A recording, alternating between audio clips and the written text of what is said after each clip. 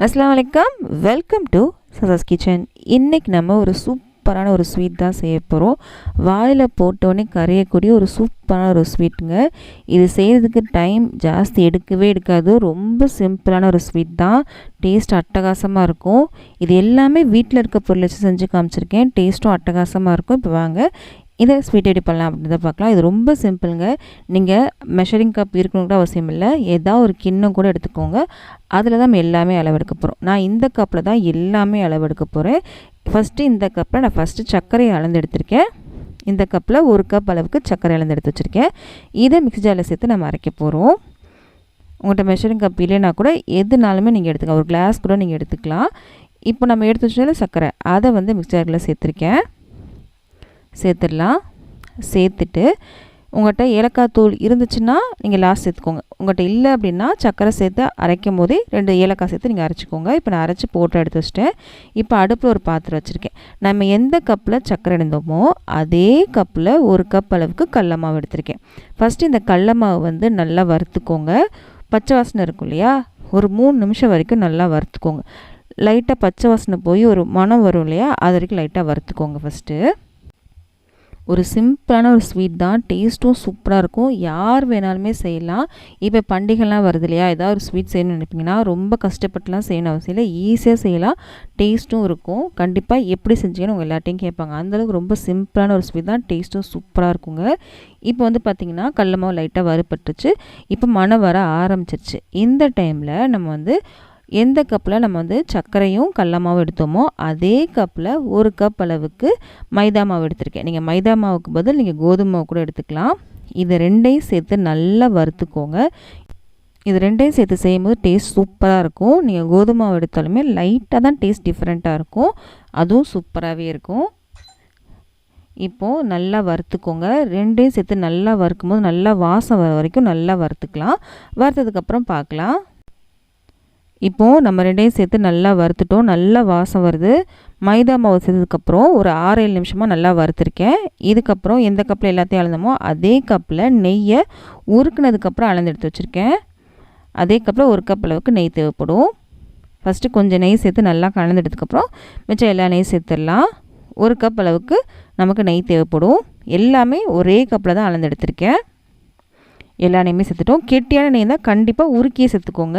நீங்கள் கெட்டியான நெய் எடுத்திங்கன்னா உங்களுக்கு கரெக்டாக வருது. உருக்குனதுக்கப்புறம் கலந்தால் மட்டும்தான் இந்த மாதிரி கரெக்டாக வரும். ஃபஸ்ட்டு பார்த்திங்கன்னா நெய் ஜாஸ்தி இருக்க மாதிரி இருக்கும். கலந்து பார்த்திங்கன்னா நல்லா கெட்டியாகிட்டே வரும். பார்த்திங்களா, ரொம்ப நெய் ஜாஸ்தி இருக்கிற மாதிரி இருக்கும் இல்லையா. ஃபஸ்ட்டு கடல மாவு நெய்யை இழுத்துக்கும். அதுக்கப்புறம் தான் உங்களுக்கு நல்லா மணம் விட ஆரம்பிக்கும். இப்போ அடுப்பு சிம்மில் தான் நான் வச்சுருக்கேன். நல்லா கலந்து விட்டே இருங்க. கொஞ்சம் கொஞ்சம் கெட்டியாகிட்டே வரும். கெட்டியானதுக்கப்புறம் காமிக்கிறேன்.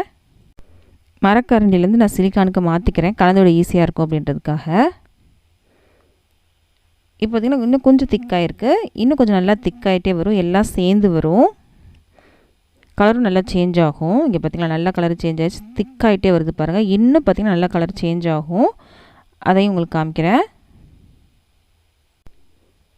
நல்லா திக்காயிருச்சு.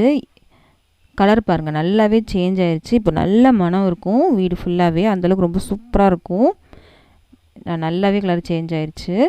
ஒரு பால் அல்வா மாதிரி இருக்குது பார்த்திங்களா. இப்போ நம்ம அடுப்பு ஆஃப் பண்ணிடலாம். இது நல்லா சூடாக இருக்கும். இது கொஞ்சம் ஆறணும். ஆறுனதுக்கப்புறம் நம்ம சர்க்கரை சேர்க்க முடியும். இப்படியே விட்டோன்னா ஆறதுக்கு ரொம்ப டைம் ஆகும். அதனால் இப்போ நம்ம என்ன பண்ண போகிறோம் அப்படின்னா, இந்த பாத்திரத்துலேயே நல்லா பரப்பி விட போகிறோம். இந்த மாதிரி நல்லா பரப்பி விட்டுக்கோங்க. அப்போ சீக்கிரமாக நமக்கு ஆறிடும். இந்த மாதிரி பரப்பிவிட்டு ஒரு 2 நிமிஷம் வரைக்கும் நீங்கள் ஃபேனுக்கு அடியில் வச்சுருந்தாலும் அப்படி சீக்கிரமாகவே நமக்கு ஆறிடும். இப்போ ஆறினதுக்கப்புறம் பாருங்கள் கலரும் நல்லா வந்துருச்சு. நம்ம போட்ட நெய்யெல்லாம் அதான் மேலே நிற்கிது பாருங்கள். இந்த மாதிரி நல்லா எடுத்து விட்டுலாம். சூட்டில் சர்க்கரையை சேர்க்கக்கூடாது. நமக்கு நல்லா ஆறினதுக்கப்புறம் தான் நம்ம சர்க்கரையை சேர்க்கணும். இப்போ அது நல்லாவே ஆறிடுச்சு. இப்போ நம்ம அரைச்சி வச்சிருந்தாலும் சர்க்கரை அதை நம்ம சேர்த்துடலாம். சர்க்கரை சேர்த்துட்டோம். இது கூட ஒரு 1/4 டீஸ்பூன் அளவுக்கு ஏலக்காய் தூள் நம்ம இதில் சேர்த்துக்கலாம். உங்கள்கிட்ட ஏலக்காய் தூள் இல்லைன்னா சர்க்கரை அரைச்சோம் இல்லையா, அதே டைம்லேயே 2 ஏலக்காய் சேர்த்து நீங்கள் அரைச்சிக்கோங்க. இப்போ எல்லாம் சேர்த்து நல்லா கலந்து விடுங்க. கையாலே நல்லா கலந்து விட்டுடலாம். ரொம்ப ரொம்ப டேஸ்ட்டாக இருக்குங்க. செம சூப்பராக இருக்கும். நீங்கள் சர்க்கரைக்கு பதில் நாட்டு சர்க்கரை கூட யூஸ் பண்ணலாம். டேஸ்ட் அது கொஞ்சம் டிஃப்ரெண்ட்டாக இருக்கும். இதை நீங்கள் ஒரு வாரம் வரைக்கும் கூட ஸ்டோர் பண்ணலாங்க, கெட்டு போகாது. நம்ம நெய்யும் இந்தளவுக்கு சேர்த்துருக்கோம் இல்லையா, அதனால் கெட்டு போகவே போகாது. நல்லா வறுத்துருக்கோம் மாவை, அதனால் கெட்டு போகாது. நான் கட் பண்ணாமல் ஃபுல்லாகவே காமிச்சிருக்கேன். பார்த்திங்களா, நல்லா கலந்துவிடும் எல்லாம் சேர்ந்து வந்துடும். நமக்கு தேவையான ஷேப்பில் நம்ம பிடிச்சிக்கலாம். நான் இன்றைக்கி சிம்பிளான ஒரு ரவுண்ட் ஷேப் தான் பிடிச்சி காமிக்கிறேன் உங்களுக்கு. டேஸ்ட்டாக இருக்கும். பார்த்திங்களா, நமக்கு எதுவுமே சேர்க்கலை, எல்லாம் கலந்து உங்களுக்கு கரெக்டாக வந்துடும். ட்ரை பண்ணி பாருங்கள். நான் சொன்ன அளவு மட்டும் நீங்கள் கரெக்டாக எடுத்துக்கோங்க. எல்லாமே ஒரே பாத்திரத்தில் கரெக்டாக அளந்து எடுத்திங்கன்னா உங்களுக்கு கரெக்டாக வரும். செஞ்சு பாருங்கள். சூப்பரான ஒரு ஸ்வீட்டுங்க. வாயில் போட்டோடனே கரையக்கூடிய ஒரு சூப்பரான ஒரு ஸ்வீட்டுங்க. இப்போ நம்ம ஷேப் பிடிச்சிடலாம். நம்ம கொஞ்சம் எடுத்துட்டு நான் இன்றைக்கி ரவுண்ட் ஷேப் தான் பண்ணுறேன்.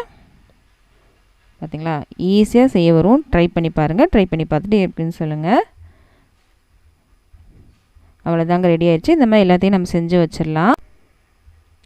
இது மேலே நான் இன்றைக்கி வீடியோக்காக சில்வர் பேப்பரும் நான் இன்றைக்கி அது மேலே கொஞ்சமாக குங்குமப்பூ வைக்கிறேன். இது ஆப்ஷனல் தான், நான் வீடியோக்காக மட்டும் தான் அதை சேர்க்குறேன்.